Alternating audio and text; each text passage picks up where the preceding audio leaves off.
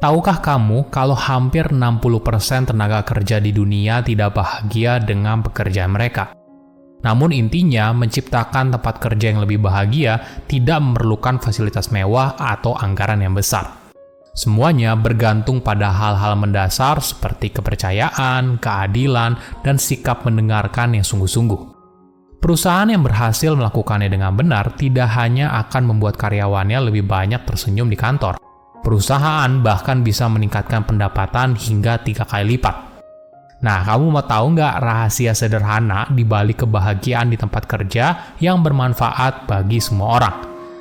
Mari kita bahas kenapa memperlakukan orang dengan baik bukan hanya sekedar kebaikan, tapi juga merupakan strategi bisnis yang ampuh.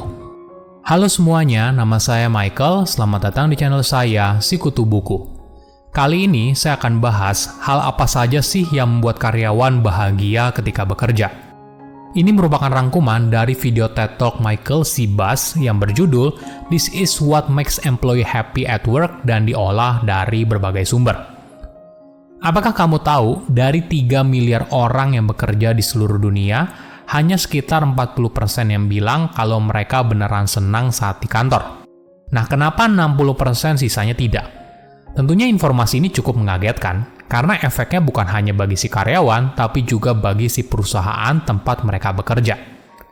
Namun perlu dipahami, karyawan yang bahagia bukan hanya sekedar mereka selalu tersenyum ketika di kantor. Tapi manfaat karyawan yang bahagia itu ternyata luar biasa. Perusahaan dengan karyawan yang bahagia mampu meningkatkan pendapatan perusahaan hingga 3 kali lipat dibandingkan pesaingnya. Bukan hanya itu, persentase karyawan yang resign juga lebih sedikit, sehingga tentu saja mampu menghemat waktu dan biaya training. Nah, apa rahasianya? Ternyata bukan soal gaji yang besar atau berbagai benefit menarik seperti snack gratis atau adanya ruang main game di kantor. Bukan itu, tapi faktor utamanya ada pada bagaimana karyawan diperlakukan. Apa aja sih? Pertama, kepercayaan dan rasa saling menghargai. Mungkin hal ini terdengar biasa aja kan?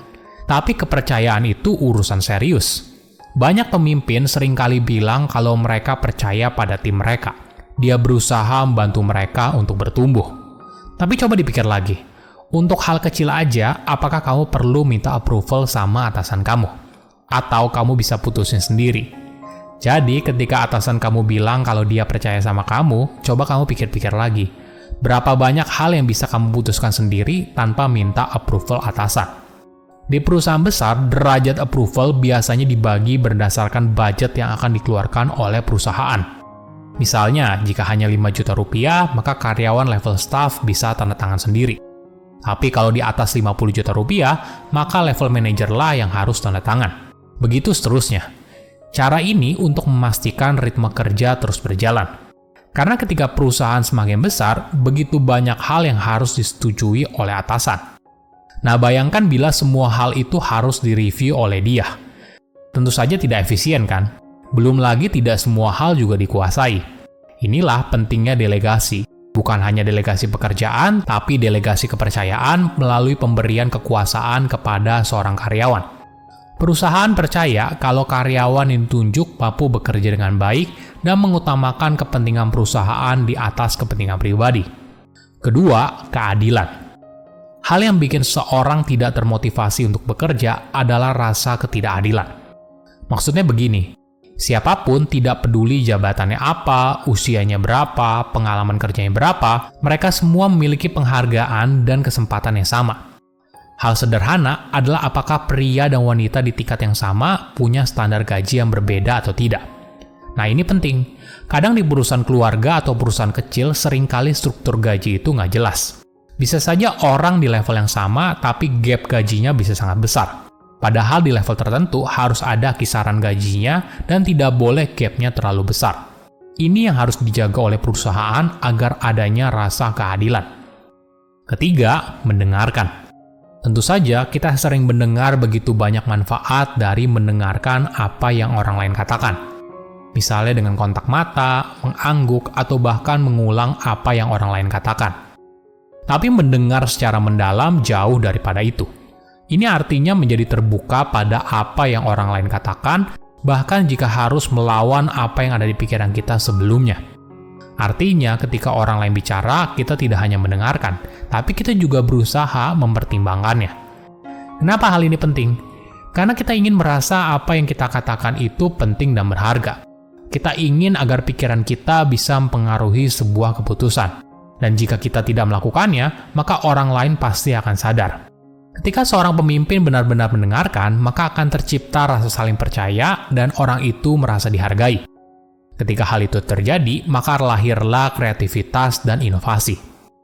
Coba pikir lagi, kamu berada di tempat kerja di mana kamu tidak merasa klik dengan budaya atau nilai-nilai perusahaan yang kamu anut. Jika itu terjadi, kamu mungkin saja mulai berpikir ulang atas pilihanmu. Mungkin saja kamu mulai mencari-cari tempat kerja lain yang tentunya lebih sesuai dengan apa yang kamu percayai daripada bertahan di perusahaan yang tidak. Dari situ, barulah kamu bisa mendapatkan kebahagiaan yang sejati. Maklum saja, setiap harinya kita bekerja minimal 8 jam sehari. Nah, jika kita tidak nyaman bekerja di tempat kerja sekarang, maka tentunya kita akan sangat menderita, bukan? Makanya, hal ini sangat penting, bukan hanya bagi si karyawan, tapi juga bagi perusahaan. Karena sesungguhnya, menciptakan sebuah lingkungan kerja yang kondusif bukan hanya tanggung jawab perusahaan, tapi juga karyawan itu sendiri. Karena bisa saja, secara perusahaan kamu nyaman, tapi atasan langsung kamu yang buat kamu tidak betah. Jadi ini yang harus kita perbaiki bersama. Silahkan komen di kolom komentar pelajaran apa yang kalian dapat ketika tahu informasi ini. Selain itu, komen juga mau tahu informasi apa lagi yang saya review di video berikutnya.